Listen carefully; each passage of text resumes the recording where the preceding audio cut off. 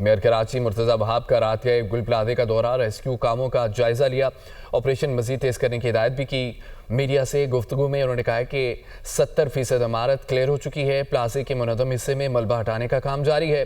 Building control engineers ने करीब की इमारतों का भी मुआयना किया। इमारतों में फायर सेफ्टी अलार्म भी चेक किए जा रहे हैं।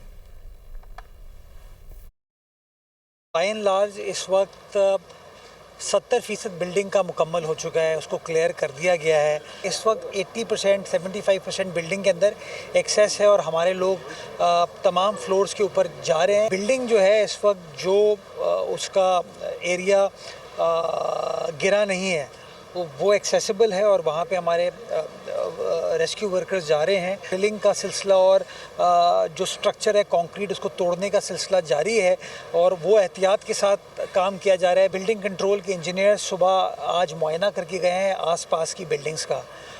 उसमें कुछ इश्यूज़ हैं जिनको सुबह जैकेटिंग का काम करने की ज़रूरत है, वो इंशाल्लाह काम स्टार्ट कर दिया जाएगा।